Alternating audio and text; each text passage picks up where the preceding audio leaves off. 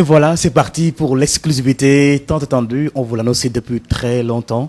Alors, cette rencontre avec ce géant de la musique sénégalaise, je dirais africaine, Boy Medina pour les plus intimes, mais devenu international. Vous le connaissez si bien. Youssou N'Dour sur khalima.com. Alors merci à vous tous internautes qui fréquentez assez souvent ce site, tout sur le Sénégal. Alors aujourd'hui, cette grande rencontre tant attendue par les internautes, nous sommes avec la méga star Youssou N'Dour. Sa voix étant sa musique, c'est qu'un arôme pour une sauce africaine. Eh bien, Bercy 2005 a été un succès fou et tout le monde attend la sortie de ce grand événement, c'est-à-dire le film en DVD et VCD. Tout dépend du support que vous avez chez vous. Eh bien, pour nous en parler, il est là, pour vous, pour votre plaisir. Et j'espère que vous allez passer d'agréables moments avec nous. Eh bien, Youssou N'Dour, merci de nous avoir accepté cette interview. C'est un réel plaisir, en tout cas, pour tous ceux qui nous suivent. Et la première question que j'ai envie de vous poser, vous en êtes à combien d'années de carrière musicale? Merci, Chahou. D'abord, je salue les internautes, et surtout sur khalima.com, qui est quand même une vitrine de l'actualité sociale, culturelle, sportive de l'Afrique et particulièrement du Sénégal. Et pour répondre à la question, moi, ça fait quand même plus de 25 ans que j'ai commencé ma carrière professionnelle, qui est quand même qui était parti juste pour par un rêve, tu vois, d'enfant. Je rêvais de faire la musique, d'être connu dans mon quartier. Après, comme on dit en français, l'appétit vient en mangeant. Et donc ça a évolué. J'ai rencontré beaucoup de choses qui m'ont vraiment ému musicalement et qui m'ont encouragé à garder le cap jusqu'à aujourd'hui. Voilà, Youssou N'Dour, on le dit souvent, sa voix étant sa musique, c'est qu'un arôme pour une sauce africaine. Alors, Youssou N'Dour, vous êtes toujours resté fidèle à vos musiciens depuis presque 2 décennies, notamment Badié, Faye, Jimmy, Habib, Hassan Thiam, etc. Est-ce le secret d'une amitié qui remonte à loin? Oui, bon, il faut reconnaître que le Super Étoile, quand même, est peut-être le groupe le plus soudé dans le monde, parce que bon, nous savons qu'il y a des groupes comme Rolling Stone qui sont des groupes qui datent de très longtemps, mais il y a eu des moments où ils se sont arrêtés et ils ont repris plus tard. Donc moi je considère le Super Étoile comme le groupe le plus soudé au monde. Pourquoi? C'est d'abord la volonté et vraiment de Dieu qui nous a mis ensemble. Pourquoi aussi, je pense que nous avons appris énormément de choses ensemble, évolué énormément ensemble. Pourquoi? Parce que aussi, je pense que dans cette équipe, je l'ai toujours souhaité et je l'encourage pour que chacun puisse avoir, quand il a une possibilité d'extendre sa carrière, des opportunités pour lui, ces opportunités-là sont encouragées par ma personne. Pourquoi? Parce que aussi, bon, je pense que quelque part, nous avons amené ensemble un son, une philosophie, tu vois, une démarche qui, en fait, quand on le voit, on voit tout un ensemble. Et des fois, il y a des soirées où un musicien n'est pas là, la soirée se passe très très très bien, mais il te manque quelque chose, un truc visuel, parce qu'on est ensemble depuis longtemps. Et l'autre chose qui est la dernière, c'est que bon, chacun de nous essaie de respecter ses engagements, parce que vous savez que aussi derrière cette passion, c'est un travail. Il faut que le patron, celui qui dirige le travail, respecte ses engagements vis-à-vis des gens, c'est-à-dire simplement les payer normalement et respecter tous ses engagements. Et ça aide un peu à garder les gens avec soi.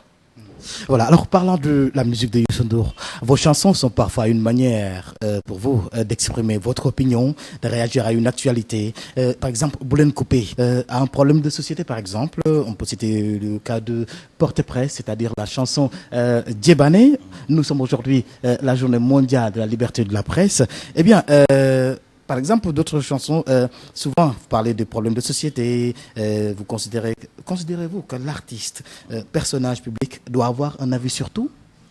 Ah oui, mais d'abord, c'est une personne, c'est un citoyen, c'est quelqu'un qui vit, qui dort, qui a des choses qui lui font plaisir, des choses qui lui font mal, et voilà, énormément de choses. Bon, j'aime pas trop commenter mes chansons. Bon, l'autre jour, avec un voisin qui était venu me faire écouter certaines de mes chansons, vieilles chansons, bon, je me suis rendu compte que j'ai écrit pratiquement plus de 200 titres qui parlent de la société. Et chaque fois que quelque chose se passe, il me suffit des fois de réfléchir à une chanson que j'avais créée. Je trouve pratiquement mon opinion et ma réaction par rapport à ça. Des fois, je renvoie les gens vers mes chansons pour qu'ils réécoutent en se disant « Ah, pourtant, peut-être il l'avait dit » ou il avait une opinion, ou il avait senti, ou quelque chose comme ça. Donc, pour moi, la musique, c'est une passion, mais c'est aussi l'entertainment, comme on dit.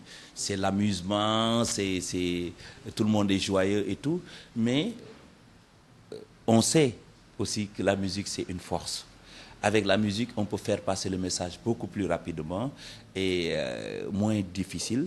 Et on en est conscient, et donc j'en suis conscient moi-même aussi, et on essaie de faire passer les messages, donc des choses qui nous font plaisir, des choses qu'on ressente vis-à-vis des gens, des choses qui nous font mal, donc et on réagit. Des fois, je suis pas bien dans une journée, pendant une journée, et le soir, je suis en train d'écrire une chanson, je passe à un truc et je réplique par rapport à ce qui m'a fait mal, et puis bon, ça devient une chanson, mais rien n'est l'intention n'est pas de casser la presse ou de casser tel ou tel syndicaliste ou quelque. Donc je parle de ma vérité.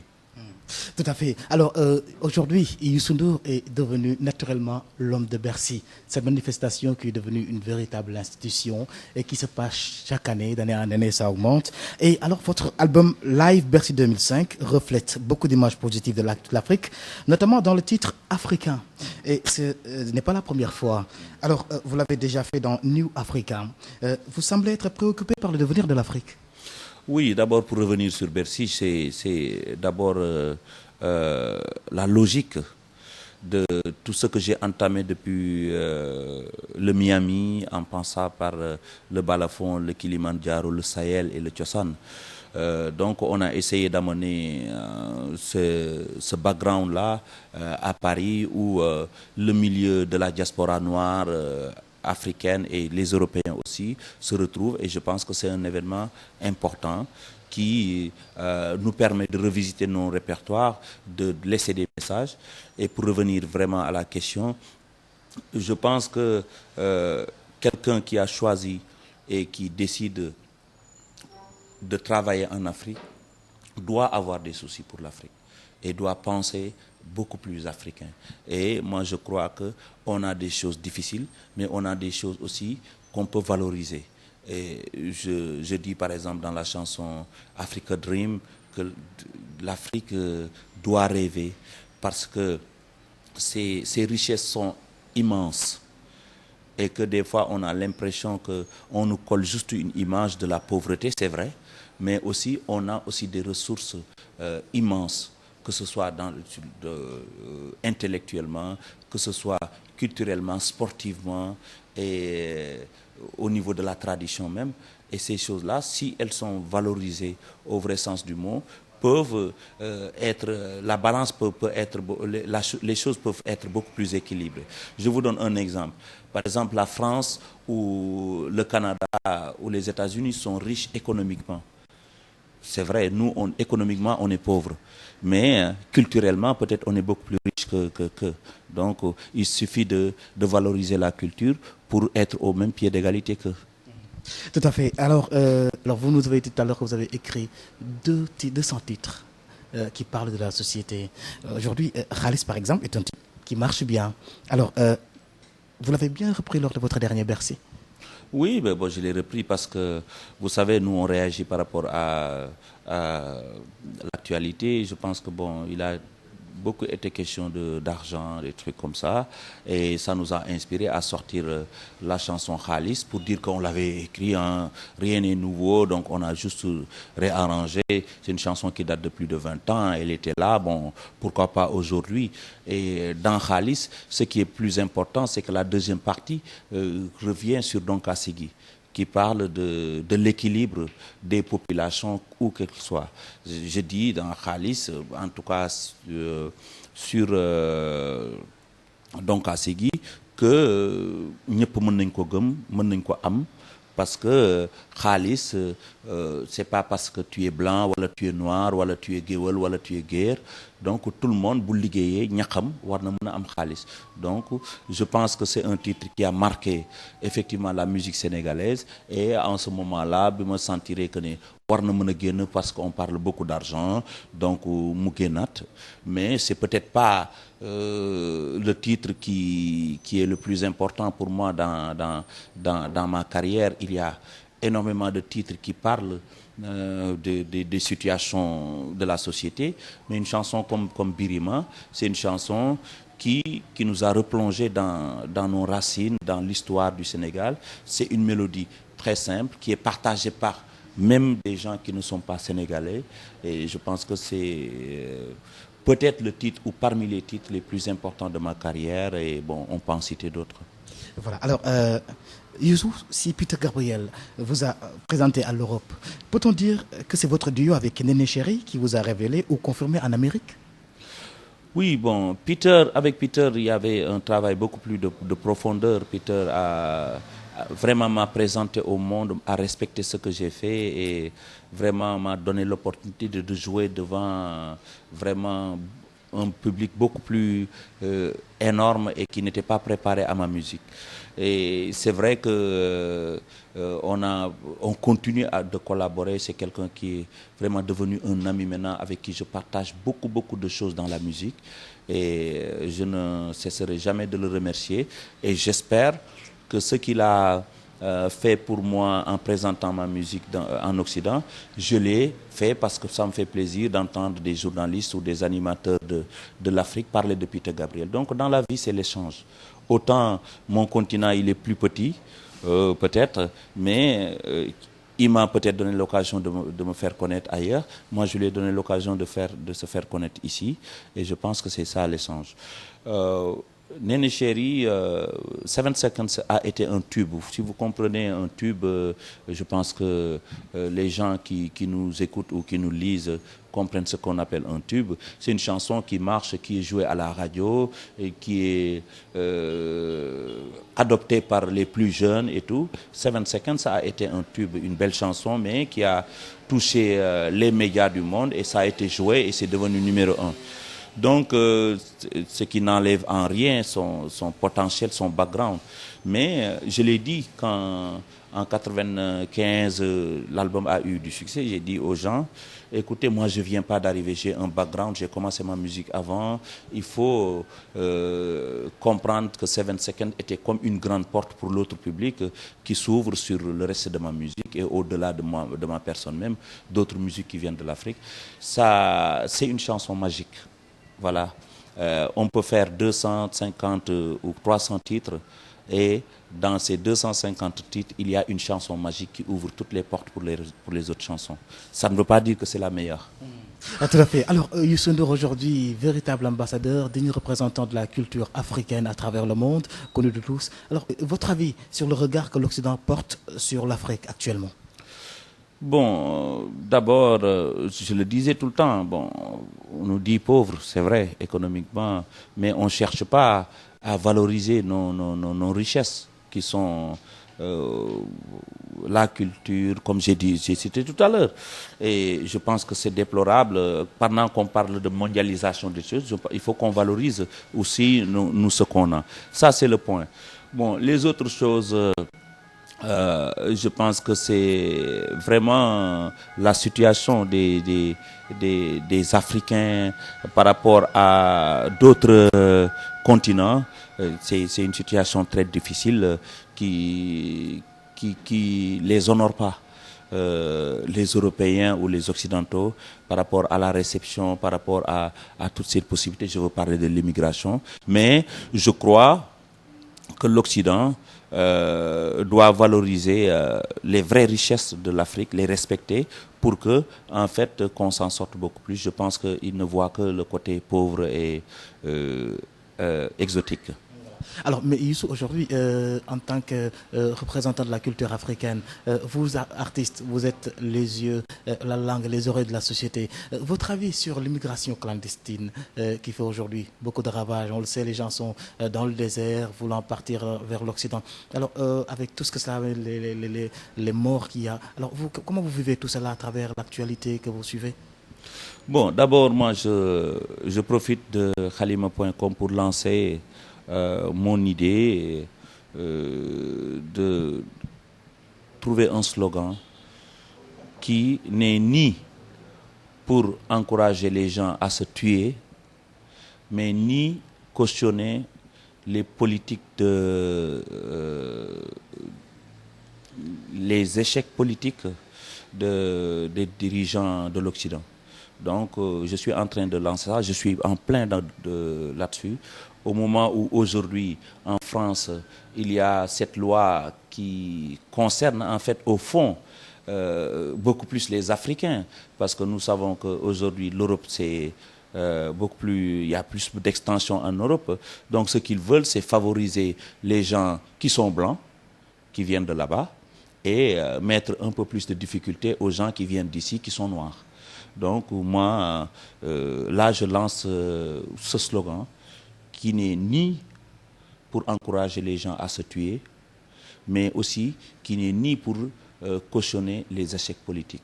Et ça, d'ici quelques temps, d'ici quelques jours, on va m'entendre beaucoup plus parler de ça, parce que l'immigration, c'est un point très important. Et je pense que aujourd'hui, les Africains, les jeunes Africains doivent se mobiliser autour d'un concept pour mieux comprendre et pour mieux faire face à ce problème-là. Alors pour revenir un peu à l'Afrique, Youssou, que pensez-vous aujourd'hui de la mendicité et de l'excision qui sont parmi les aspects controversés de la tradition africaine? Bon, je crois que la mendicité, la vraie réponse, c'est que les gens doivent encore beaucoup plus mettre d'efforts, faire des efforts pour lutter contre la pauvreté. C'est ça qui amène. Et lutter contre la pauvreté, je pense qu'on en parle beaucoup, mais il faut beaucoup plus d'action. Je pense que c'est ça qui va permettre, en tout cas, d'éradiquer la mendicité. Et je pense que c'est très important. L'autre chose, c'est quoi? L'excision. Bon, j'ai eu à voir et à encourager beaucoup d'associations, beaucoup de pratiquants qui aujourd'hui prennent des décisions d'arrêter l'exclusion. J'ai beaucoup aimé le film Mola de Ousmane Sembène qui a illustré vraiment la dureté de ces actes. Et je suis contre. Et je pense que aussi la démarche que les gens, que ce soit les associations, les ONG, qui aujourd'hui partent voir ceux qui font ces actions-là, leur parler et que les gens-là changent d'avis et arrêtent. Ce sont des choses à encourager, mais rapidement, parce qu'on ne peut plus voir ça. On est quand même au XXIe siècle. Et il faut que les choses avancent. Alors, Youssou, avez-vous espoir que notre musique, le mbalar, pourrait bénéficier de la même cote que le makossa ou la musique mandingue dans le showbiz international? Écoute, le mbalar, c'est un rythme sénégalais, wolof, qui est une musique extraordinaire, complexe aussi, qui, par exemple, malheureusement, n'a pas les mêmes chances que, par exemple, les musiques que vous citez comme makossa ou les musiques qui, en fait, ont la chance, je ne sais pas si c'est une chance, en tout cas d'avoir des bases classiques. Je m'explique. Par exemple, dans le mbala, vous prenez une personne qui n'est pas sénégalais ou qui n'est pas africain, pour écouter le mbala, il va chercher où est le wan. Ce qu'on appelle le wan dans la musique, c'est une logique qui marque le wan pour que les gens se retrouvent pour calculer la musique, mais aussi pour danser, voilà, les mesures pour danser la musique, pour en fait que tout soit universel. Vous entendez une musique qui vient du Mali, cette musique-là respecte le one universel, vous pouvez tout de suite la danser. Et je pense que le mbalax a ce problème-là et cet avantage-là en même temps. Donc c'est une musique qui doit rester comme elle est, mais je le dis très souvent, les chanteurs ou les musiciens qui sont nés au Sénégal, qui pratiquent le mbalax, il ne faut pas qu'ils acceptent d'être prisonniers de ce rythme-là. Il faut qu'ils fassent ce rythme comme je le fais. Moi, je suis le roi du mbalax. On m'appelle le roi du mbalax. J'en fais bu saf sap et je continuerai toujours à faire bu saf sap bu dox. Mais je ne resterai pas seulement dans le mbalax. Je fais aussi d'autres styles de musique et comme on a pu le constater, ces autres sortes de musique qui sont en fait d'autres opportunités, ce sont ces musiques-là qui touchent beaucoup plus le reste du monde parce que les gens comprennent beaucoup plus et sont beaucoup plus en phase avec cette musique-là, ce qui n'enlève en rien la pureté et la richesse du mbalax. Alors, Youssou N'Dour, roi du mbalax. Alors, disque d'or mondial, détenteur du Grammy. Youssou N'Dour, producteur, patron de presse, un vrai self-made man. Jusqu'où irez-vous, Youssou? Bon, je pense que j'en ai fait. Et moi, je vais vous dire, quand j'ai commencé à mettre ma musique comme moteur pour participer au développement de mon pays, je me suis dit, ça ne m'intéresse pas de mettre les gens devant chez moi pour leur donner des 5 000 francs ou des 10 000 francs. J'en fais, mais bon, discrètement. Mais j'ai dit, comme le dit cette phrase, au lieu de me donner du poisson, apprends-moi à pêcher. Et donc, avec l'argent que je gagne, avec ma carrière qui s'est vraiment développée, cet argent-là, j'ai investi pour créer des emplois. Et aujourd'hui, j'en suis à plus de 200 et quelques emplois, qui sont des gens, si on les multiplie, deviennent des milliers et des milliers, voire des centaines de milliers de personnes, qui, à travers cette action de créer des emplois, c'est une manière de participer. Et ça vient que de sama ñax. Ce n'est pas de l'argent public ou de l'argent d'ailleurs. C'est mon travail à moi. Et j'investis et je crée des emplois. Et ces gens-là que je donne du travail, avec qui je travaille, ce ne sont pas mes employés, ce sont des gens avec qui je travaille. Je dis bien, ce ne sont pas mes employés, ce sont des collaborateurs. Et ces gens-là, ils gagnent leur vie parce qu'ils sont professionnels, ils sont compétents, mais grâce à ma vision de créer ce truc. Et je pense que si tout le monde, dans son domaine, faisait comme ça, hein, on verrait beaucoup plus moins de chômage. weddi gis bokk ci wax amul njëriñ def sa jël sa xaalis def sa poos denc ci banque dund bu neex kese faale woo kenn loolu yomb na ñëpp mën nañ ko mais jël sa xaalis dagg ko dem créer ci yaakaaroo ci dara lu dellu si pour nit ñi di ci liggéey mu jur dara loolu dama ne yombut. Et ça, pour m'expliquer en français, le fait d'investir, ça part du cœur. Parce qu'il y a tellement de gens en Afrique qui ont de l'argent, beaucoup d'argent, qui préfèrent les amener dans les banques en Occident ou ailleurs, les garder, fructifier leur argent, et ils ne créent aucun emploi. Sinon, voilà, ils sont là à faire des gestes et tout. Mais moi, je pense que le vrai développement, au vrai sens du mot, c'est que chacun, par rapport à ce qu'il a, qu'il essaie de créer des emplois autour de lui. Je pense que l'équilibre, on peut atteindre l'équilibre en luttant contre le chômage. Tout à fait, Youssou. Alors, on va parler des NTIC tout de suite, les nouvelles technologies de l'information et de la communication. Alors, est-ce que Youssou N'Dour est féru du net? Oui, c'est vrai que moi j'ai eu, je pense il y a 5 ans, à lancer mondialement le projet Joko, qui est un projet révolutionnaire qu'on a quand même installé ici à la Médina, qui a eu quelques petits problèmes d'incompréhension par rapport aux collaborateurs qui étaient là, mais qui va redémarrer bientôt. Donc je suis pour le net. Je comprends que il y a aujourd'hui ce qu'on appelle les autoroutes de l'information. Et ce sont des connexions partout dans le monde. Du village de Khombol, de la ville de Khombol à Saint-Louis, à Kuala Lumpur, les gens peuvent se connecter. Mais ça ne suffit pas. Maintenant, la vraie bataille, elle commence dans ce qu'on appelle le contenu. Et là, nous pouvons faire des miracles. L'Afrique peut faire des miracles. Parce que s'il s'agit maintenant que la machine, la connexion, elle est là pour tout le monde, maintenant la différence va se faire au niveau du contenu. Et tout le monde sait qu'en Afrique, nous avons énormément de choses à faire, à dire. Et donc, au niveau du contenu, moi je suis pour que les gens qui sont intéressés par les nouvelles technologies, surtout Internet, s'investissent beaucoup plus pour amener du contenu, pour révolutionner énormément de choses. Et dans les contenus, on peut parvenir encore beaucoup plus rapidement à nos objectifs. Tout à fait. Alors, une question qui est tout à fait la nôtre. Avant cet entretien, connaissiez-vous Halima.com? Ah oui, moi je visite Halima.com, surtout quand je suis à l'étranger. Et je pense que c'est vraiment l'exemple type des Africains, des Sénégalais qui partent des infrastructures pour donner du contenu. Et c'est aujourd'hui, il faut s'en féliciter, c'est vraiment un site qui est visité par beaucoup de monde, dont des non-sénégalais aussi, il faut le souligner. En tout cas, merci pour ce très beau compliment, très encourageant d'ailleurs de la part de la méga star que vous êtes.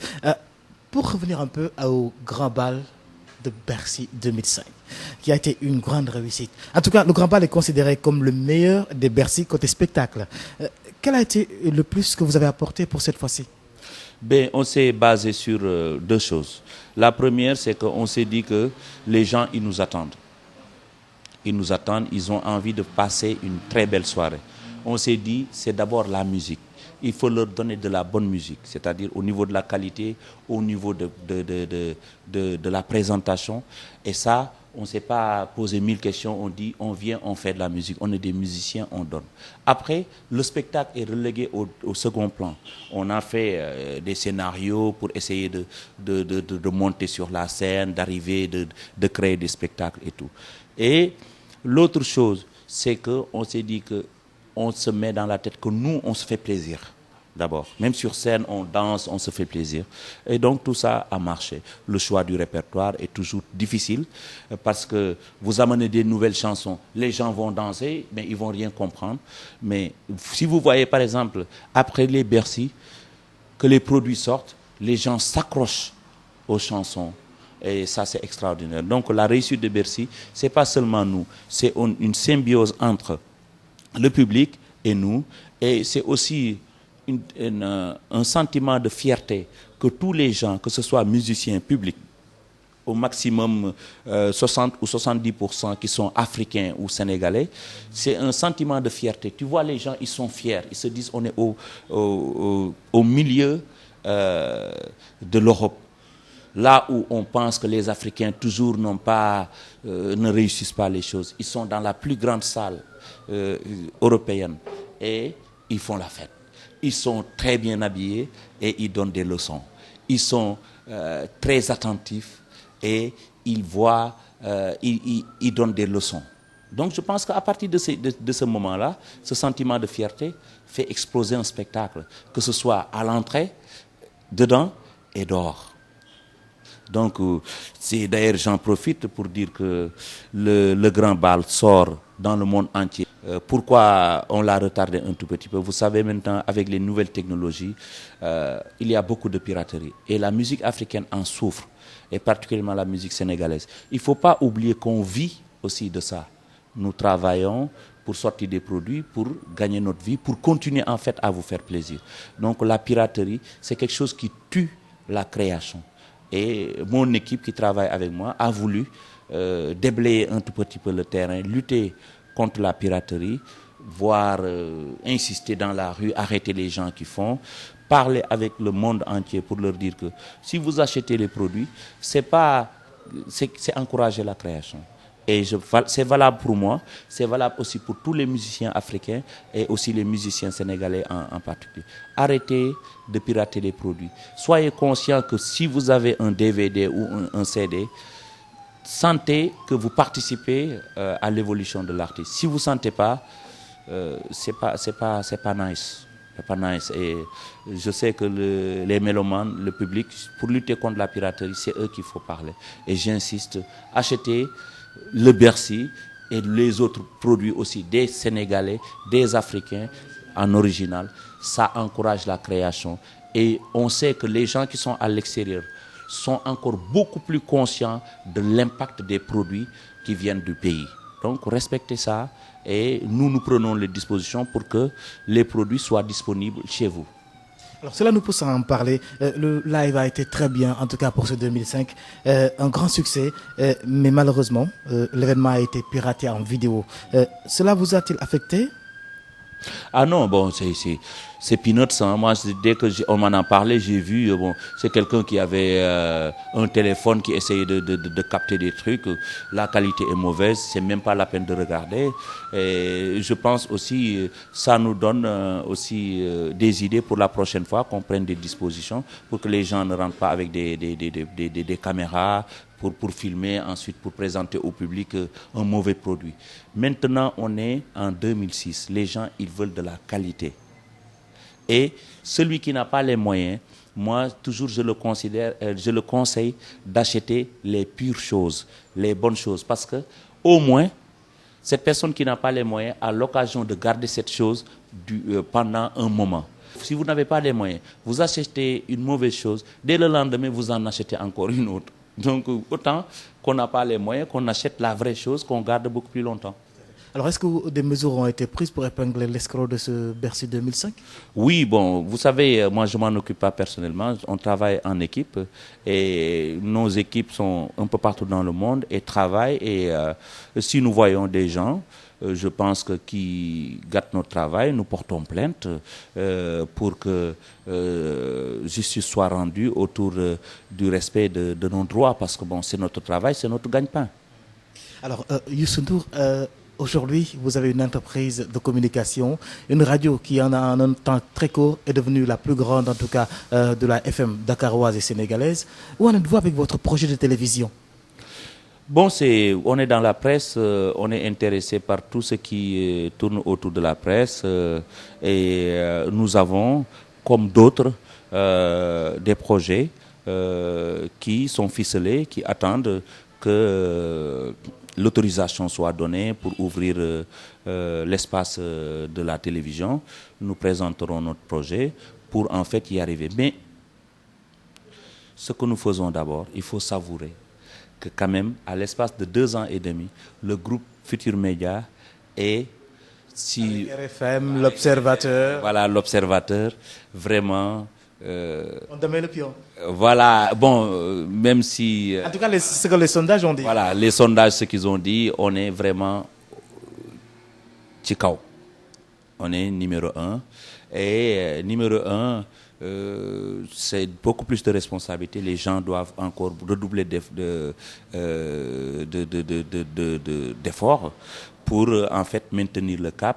Et parce que moi je sais ce que c'est que numéro 1. Je le sais très bien, donc j'arrête pas de leur parler. Mais c'est l'occasion de féliciter tout ce groupe. C'est très simple. Je suis allé chercher des professionnels. J'ai mis les moyens.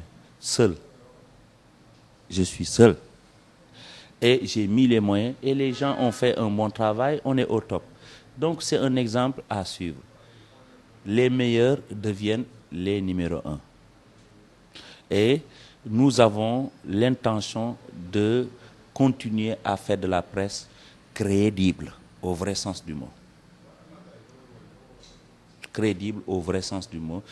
Pas de la presse. D'ailleurs, nous ne nous intéressons pas que de la politique, nous nous intéressons à tout. Nous tendons le micro à tout le monde pour essayer d'avoir une presse qui sert à développer, à participer au développement du Sénégal et dans le monde. Et vraiment, c'est l'occasion de féliciter toute l'équipe. Et nous attendons, comme tout le monde attend, les possibilités de télévision et nous en parlerons. Mais pour l'instant, là où nous sommes, radio, journal, nous sommes très, très contents et, machallah, on va continuer à évoluer. Voilà, et pour ceux qui n'ont pas l'occasion d'écouter, RFM, c'est sur 94.0 FM, c'est sur Internet également. Le quotidien, l'Observateur, c'est sur le net également, pour ceux qui sont à travers le monde et qui n'ont pas la chance d'acheter le petit journal tous les matins. Oui. Oui, non, mais on est dans le net, et puis voilà, moi-même, quand je suis à l'étranger, je lis le journal, j'écoute la radio, et ce qui est extraordinaire, c'est que le son qu'il y a sur Internet, des fois je leur dis, il y a un meilleur son sur Internet que même ici à Dakar. Donc, c'est l'occasion aussi de remercier toutes les équipes, Seneweb, Khalima.com, tous les gens qui en fait travaillent dans ce sens et qui nous donnent des coups de main, coups de pouce pour améliorer la qualité sur Internet. Alors, Youssou, pour terminer cette très belle interview, quel est le message que vous livrez à tous ceux qui nous suivent à travers le monde sur Internet, particulièrement aux enfants du pays expatriés?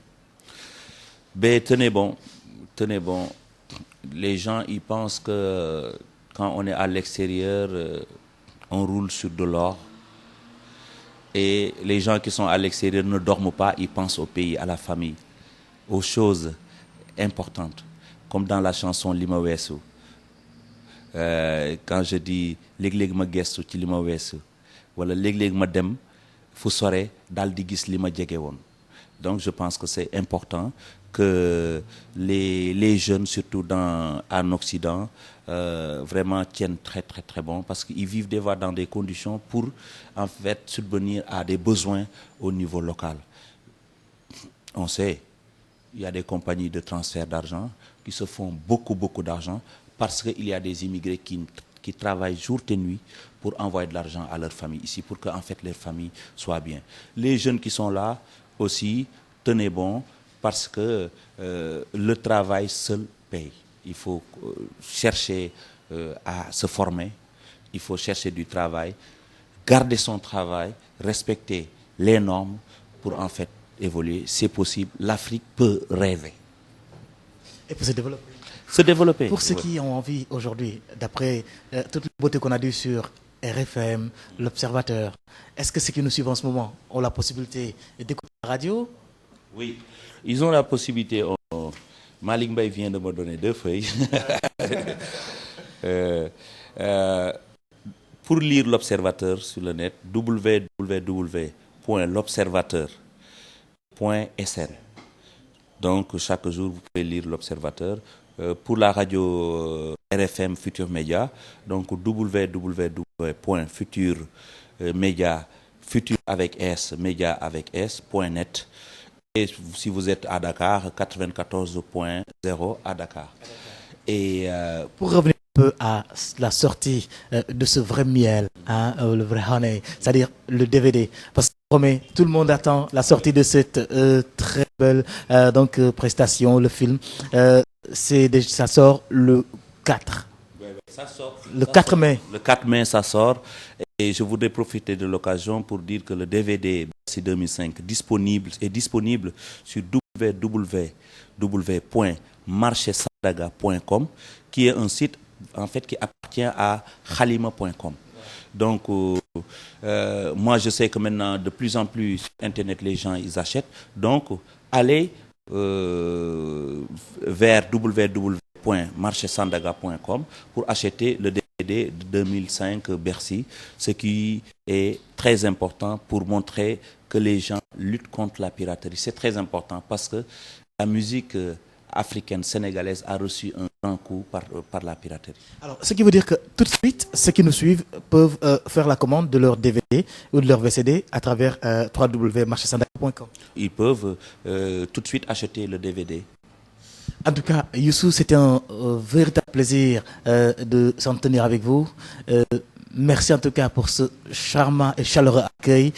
Merci pour avoir accordé cette belle prestation à tous ces internautes qui nous suivent sur khalima.com. Le dernier mot? Oui, le dernier mot, je voudrais remercier mes fans club. C'est une grande occasion pour moi, qui sont partout dans le monde, qui sont des centaines de milliers de personnes qui n'arrêtent pas de nous écrire par notre site des lettres, et vraiment je voulais vous remercier. Et puis may naa leen la chanson samay nit su ma mënoon jox loxo ku nekk dinaa ñëw ba si moom. Vraiment maa ngi leen di remercier Fans Club Youssou Ndour un peu partout dans le monde, que ce soit au Sénégal où ils sont nombreux, mais aussi dans le monde. Vous l'attendiez, il était avec vous. L'album en DVD est déjà dans le bac. Vous pouvez la voir tout de suite sur le site www.marchisandaga.com. Il l'a si bien dit, préférez l'original et donnez un coup de pouce à celui que vous aimez. Merci.